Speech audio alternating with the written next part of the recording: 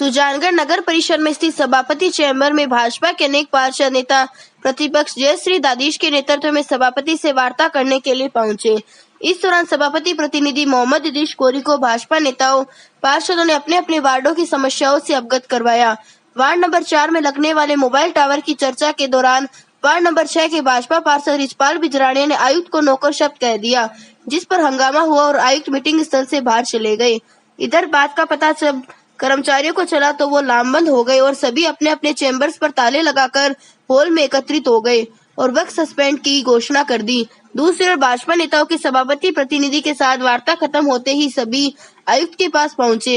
नेता प्रतिपक्ष जयश्री दादीश, भाजपा पार्षद रिचपाल बिजराड़िया ने आयुक्त सोहन लाल से हाथ जोड़कर माफी मांगी। तब जाकर मामला शांत हुआ और कर्मचारी काम पर लौटे।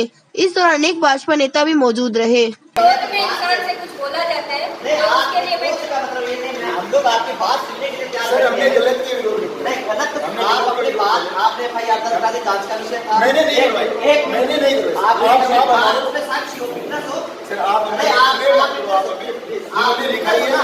मेरी बात सुनिए, आप तो विटनेस है तो आपने एफआईआर दर्ज करा दी, विषय है सर एक वो जांच का विषय है। सेकंड बात, मैंने फिर भी आपकी बात को सबने गरिमापूर्ण तरीके से रखा। मैडम चाहिए सुबह इस मैटर पे चर्चा हुई है, कार्य बंद था, अब भी कोशिश करेंगे इसका क्या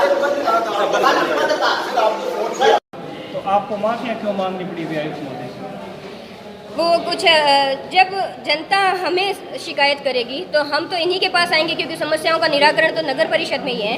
तो यदि कुछ कारणवश या क्रोधवश, जो कि स्वाभाविक है, यदि कुछ अपशब्द कहे भी जाते हैं तो मेरे साथी पार्षदगण के द्वारा यदि कुछ कहा गया है तो उसकी तरफ से मैंने नेता प्रतिपक्ष होने के नाते ये माफ़ी मांगी है और अब सारा सुलह हो गया है और इस बारे में हमें आश्वासित किया गया है कि पूर्ण कार्य किया जाएगा।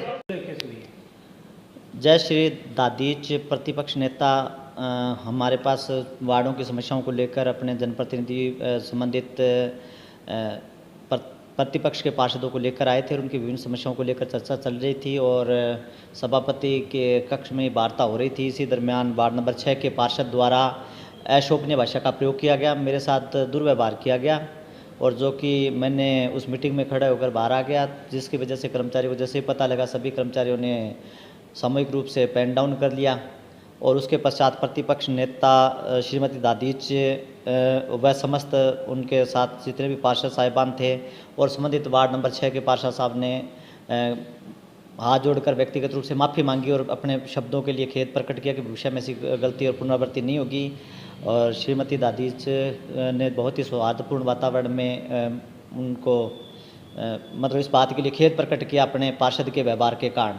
और कर्मचारियों ने भी इस ठीक है परिवार है पर अच्छे गरिमापूर्ण, मैं पार्षदों से भी निवेदन करता हूँ, हम जनता भी गरिमापूर्ण अपनी गरिमाओं का ध्यान रखें और हम भी अपने पद या कर्तव्यों में पूरी सजगता से उनके कार्य करते हैं और निष्पक्षता से कार्य करते हैं, ऐसा हमारा प्रयास रहता है।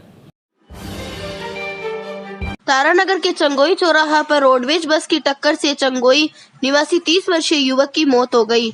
बताया जा रहा है कि मृतक जयसिंह निवासी चंगोई अपने ससुराल सावा जाने के लिए चंगोई चौराहे पर वाहन का इंतजार कर रहा था। तभी राजस्थान रोडवेज की बस ने जयसिंह की टक्कर मार दी, जिससे जयसिंह की मौके पर ही मौत हो गई। सूचना पर हेड कांस्टेबल धर्मेंद्र कुमार में जाप्ते के घटनास्थल पर पहुंचकर शव को अपने कब्जे में लिया तथा पोस्टमार्टम करवाकर परिजनों को सुपुर्द कर दिया। रोडवेज बस को सुरक्षा हेतु में थाने ले आए। मृतक के भाई की रिपोर्ट पर मामला दर्ज किया गया। आज दिनांक 1/9/2021 के वक्त करीब 3 बजे के आसपास की बात है। मैं गश्त ड्यूटी में था तो मुझे सूचना मिली कि चंगोई फंटे के पास रोडवेज राजस्थान रोडवेज के एक युवक के लापरवाही से टक्कर मारने एक्सीडेंट हो गया। मौके पर पहुंचा तो राजस्थान रोडवेज के चालक द्वारा एक 30 वर्षीय युवक जिसका नाम जयसिंह मेघवाड़ निवासी चंगोई है, रोडवेज के चालक ने लापरवाही से युवक की टक्कर मारी, जिससे उसकी मौके पर मौत हो गई।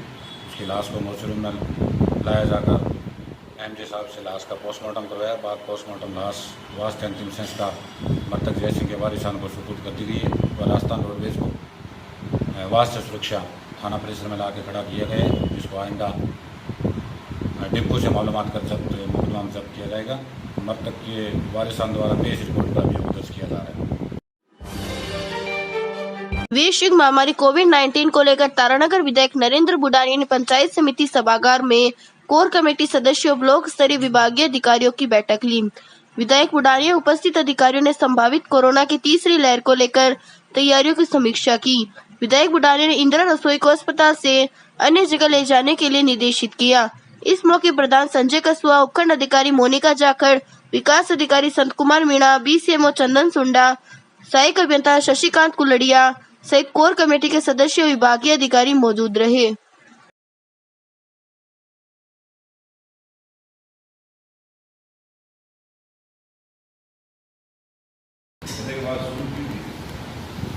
आप सभी का स्वागत किया था, लेकिन हमारी नवनिर्वाचित चेयरमैन उस वक्त नहीं थी।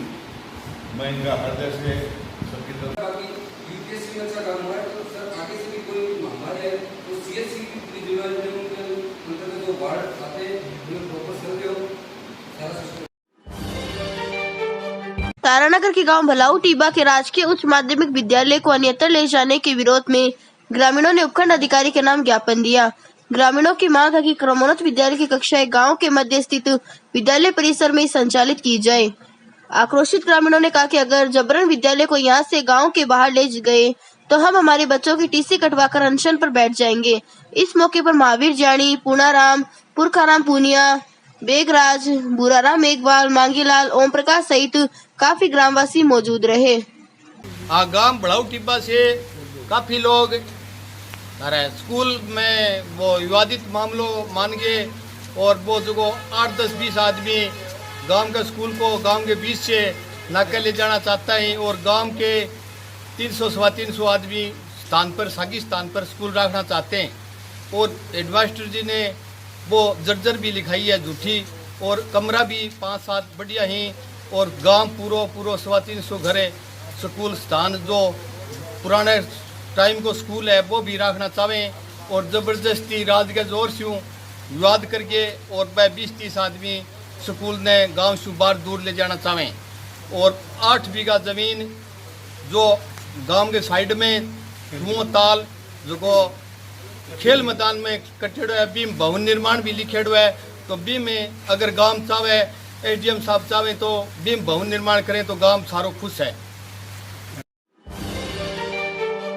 कोरोना संक्रमण से राहत मिलने के साथ ही आज बिसाऊ कस्बे में स्कूलें खोल दी गई।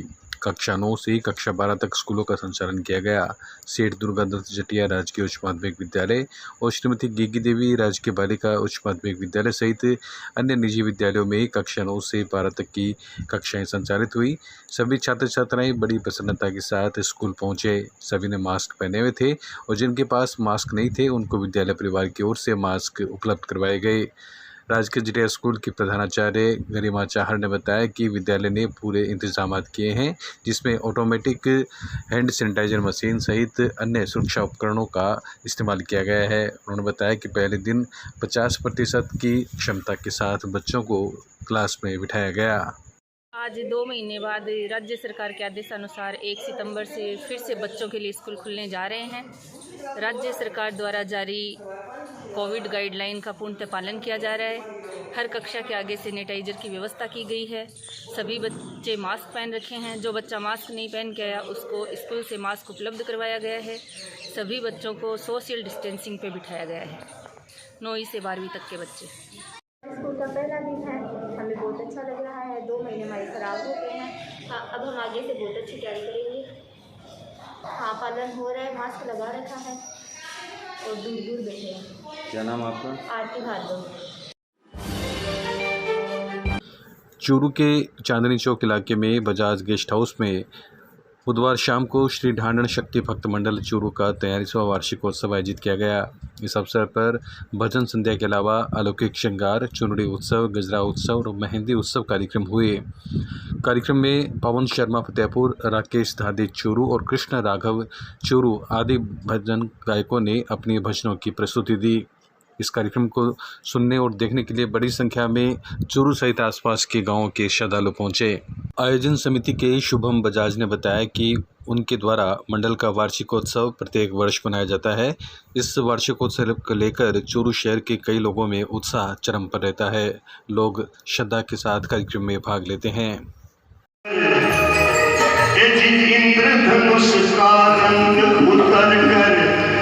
मंदिर में चमका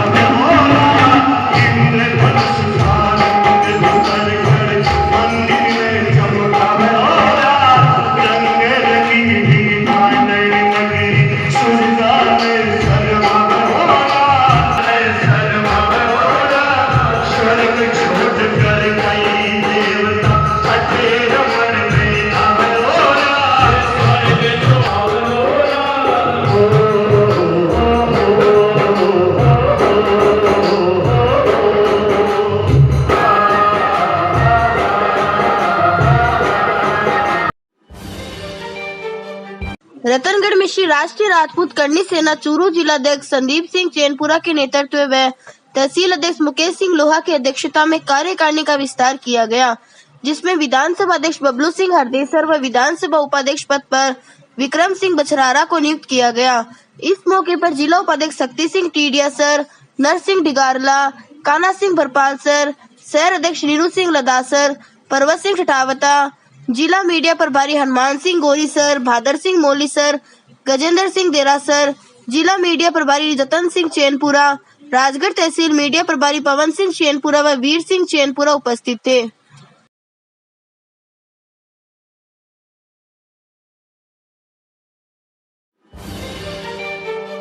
रतनगढ़ में अशोक स्तंभ के पास दादू द्वारा आश्रम एक्यूप्रेशर चिकित्सा शिविर का बुधवार को शुभारंभ हुआ।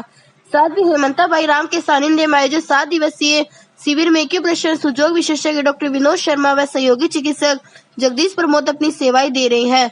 डॉक्टर विनोद शर्मा ने बताया कि शिविर में कमर दर्द, घुटना दर्द, कब्ज गैस, गठिया, लकवा, शुगर, तनाव, अनिद्रा, ब्लड प्रेशर, किडनी संबंधी रोग, जोड़ों का दर्द, नजर की कमजोरी, सिर दर्द, हृदय रोगी, ल्यूकोरिया, माइग्रेन, चक्कर आना सहित अनेक रोगों का उपचार एक्यूप्रेशर व सुजोग पद्धति से बिना किसी दवाइयों से किया जा रहा है।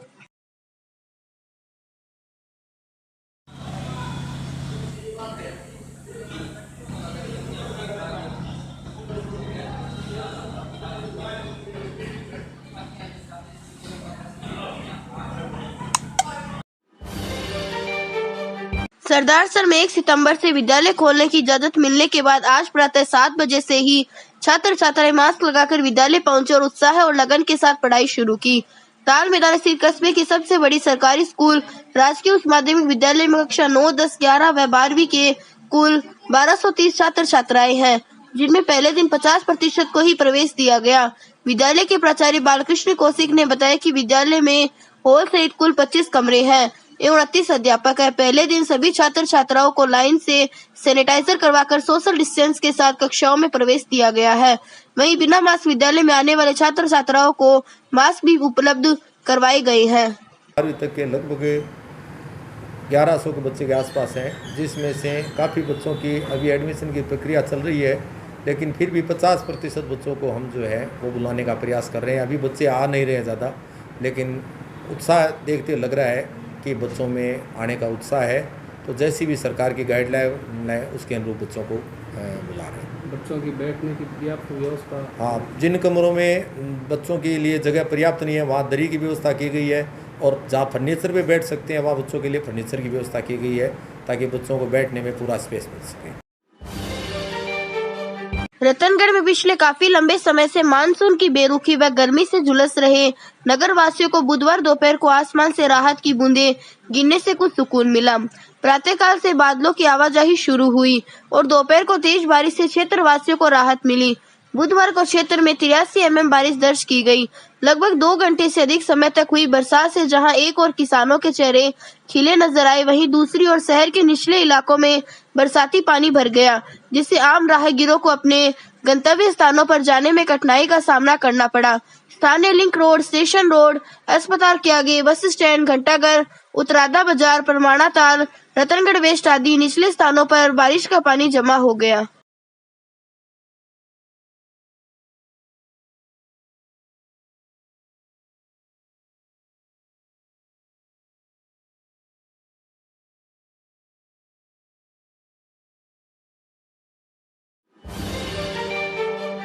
ज़िले में बुधवार को एक बार फिर से ऑफलाइन क्लासेस का सिलसिला शुरू हो गया।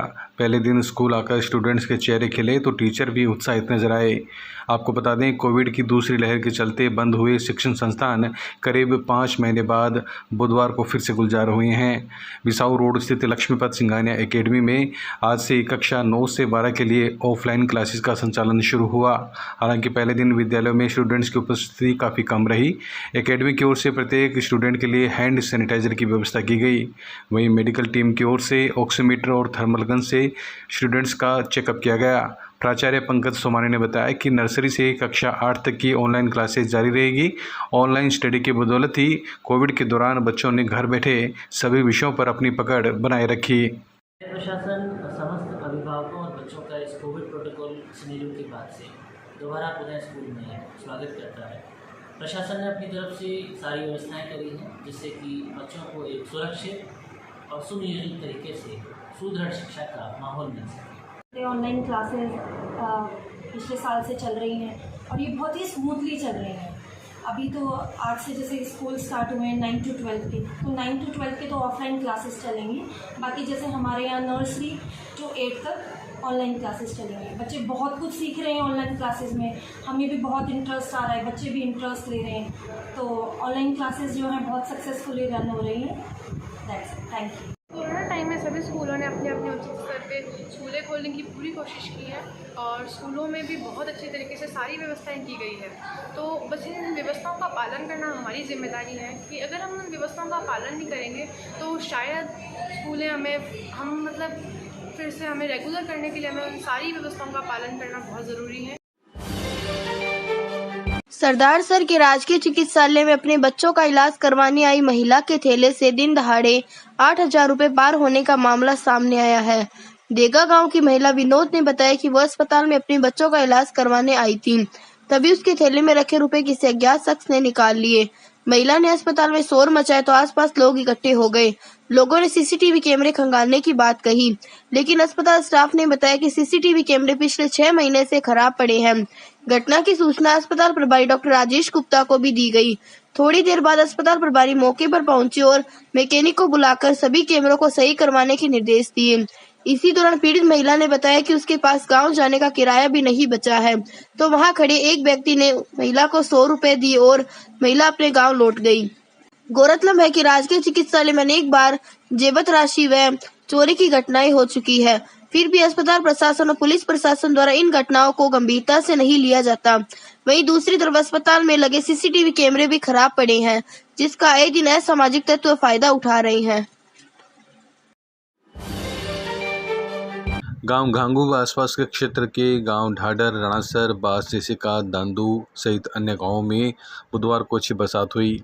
बरसात होने से पछेती बोई गई फसल में फायदा होगा और पशुओं के लिए रखे गए चारागाहों में अच्छी बरसात से घास भी हरी हो जाएगी, जिससे पशुपालन में फायदा होगा। वहीं बरसात से अगेती में बोई गई फसल थी, वो बरसात नहीं होने के कारण सूख कर खराब हो गई थी और उस फसल को किसान काटने भी लग गए थे। उसमें फायदे के बजाय अब नुकसान ही होगा। प्राप्त जानकारी के अनुसार किसानों ने खेतों में काटी गई मूंग, चावला और मोठ की फसल रखी हुई थी, वो आज की बरसात से खराब हो गई। अगेती फसल पहले बरसात नहीं होने से और अब काटी फसल बरसात के कारण खराब हो गई। गांव घांगू के किसान अर्जुन लाल प्रजापत ने बताया कि 1 जून को बरसात हुई, उसमें बाजरा और मूंग की खेती थी। फसल बहुत बड़े थी, लेकिन अगस्त माह में बरसात नहीं हुई और फसल बरसात के अभाव में सूख गई। अब फसल की कटाई शुरू की तो काटी गई मूंग की फसल खेत में पड़ी बरसात से खराब हो गई। वहीं गांव राणासर के किसान जगदीश प्रसाद ने बताया कि अगेती फसल में बरसात से फायदा नहीं है और काटी गई फसल से नुकसान ही होगा। राजस्थान प्रदेश कांग्रेस कमेटी के अध्यक्ष गोविंद सिंह डोटासरा ने भाजपा पर इतिहास से छेड़छाड़ करने का आरोप लगाते हुए कहा कि आज़ादी के आंदोलन में भाजपा का कोई योगदान नहीं रहा। उन्होंने कहा कि आज आज़ादी की 75वीं वर्षगांठ पर देश के प्रथम प्रधानमंत्री पंडित जवाहरलाल नेहरू को नज़रअंदाज करने का घृणित प्रयास किया जा रहा है। डोटासरा बुधवार को चूरू में कांग्रेस कार्यकर्ताओं से चर्चा कर रहे थे। इस दौरान उन्होंने भाजपा पर जमकर निशाना साधा।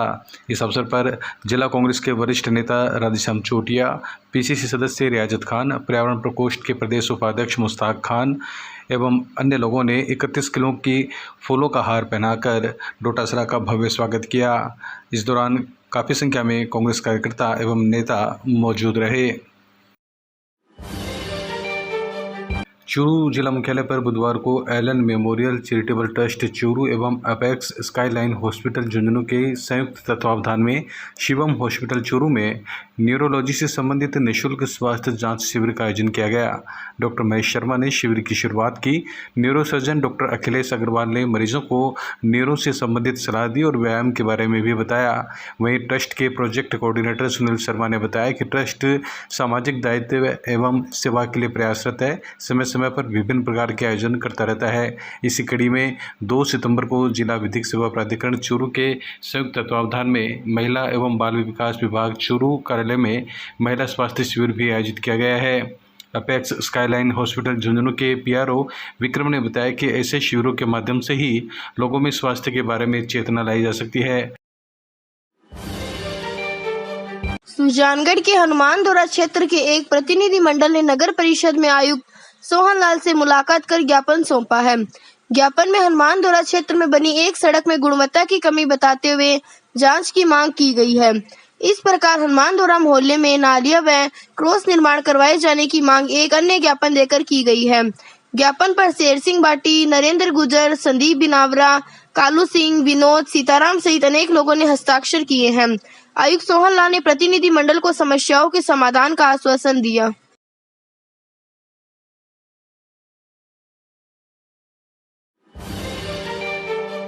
सरदार सर की वार्ड 12 में ममता की शर्मसार होने का मामला सामने आया है। सफाई कर्मचारी को नाले की सफाई के दौरान नाले में नवजात भ्रूण का शव मिला। भ्रूण के शव मिलने पर वार्ड में मौके पर लोगों की भीड़ एकत्रित हो गई। सफाई कर्मचारी ने भ्रूण को देखकर नगर पालिका के एएसआई अनिल कुमार को इसकी सूचना दी। एएसआई द्वारा नवजात भ्रूण मिलने की सूचना पुलिस थाने में दी। सूचना पर मौके पर पुलिस ने भ्रूण को राजकीय अस्पताल की मोर्चरी में रखवाया। पुलिस मामले की जांच में जुट गई। पुलिस के अनुसार 4 महीने से ऊपर का नवजात भ्रूण है। आज समय करीबन 6:45 बजे के लगभग जरिए टेलीफोन सूचना मिली कि सती चौक सरदार शहर के अंदर एक भ्रूण नाली के अंदर है, जिस पर मन एएसआई मैं हमराई जाब्ता के मौके पर पहुंचे। भ्रूण को देखा गया, वह उसको हॉस्पिटल मोर्चरी रूम में रखवाया गया। आइंदा जो उचित कार्रवाई होगी वो अमल में लाई जाएगी। सुजानगढ़ नगर परिषद कार्यालय के बाहर ऑटो चालकों का धरना लगातार 8वें दिन भी जारी रहा।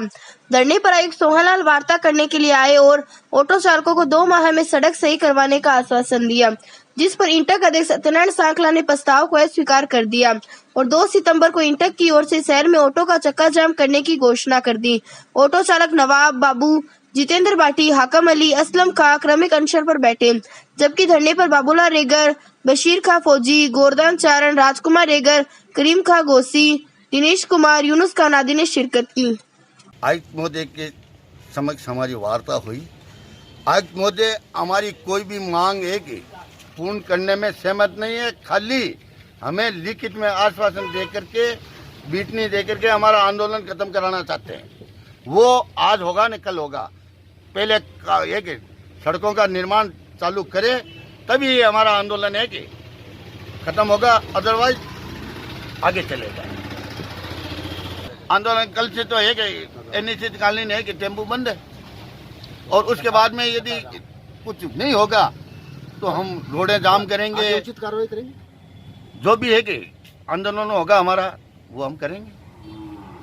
यूनियन के साथ जो राजस्थान ऑटो चालक यूनियन इंटक के प्रतिनिधियों के साथ अभी मेरे द्वारा व हमारे तकनीकी अधिकारियों के साथ मिलकर हमने उनके धरना स्थल पर जाके वार्ता की है। वार्ता में हमने उनकी मांग थी शहर में टूटी हुई सड़कों को लेकर, मुख्य बाजार की सड़कों को लेकर उनको नगर परिषद के द्वारा किस तरीके से इन समस्याओं का निस्तारण किया जाएगा पूरा अवगत करा दिया, और ये भी आश्वस्त किया कि प्रेजेंट में बारिश होने के कारण 2-3 दिन में हम लोग कार्य प्रारंभ कराएंगे, पेच वर्क का कार्य करवा देंगे।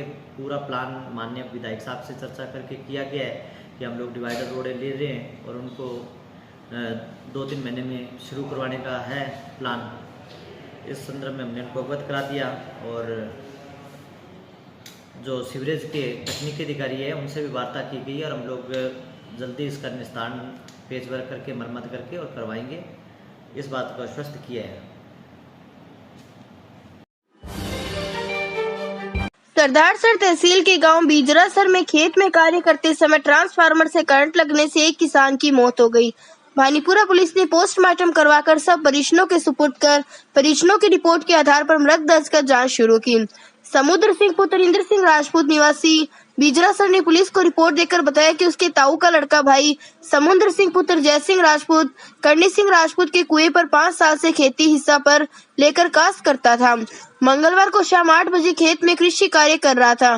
खेत में लगे ट्रांसफार्मर से करंट लगने से वह घायल हो गया। खेत के पड़ोसी भागकर आए और समुद्र सिंह को राजकीय अस्पताल लेकर आए, लेकिन बीच रास्ते में ही समुद्र सिंह की मौत हो गई।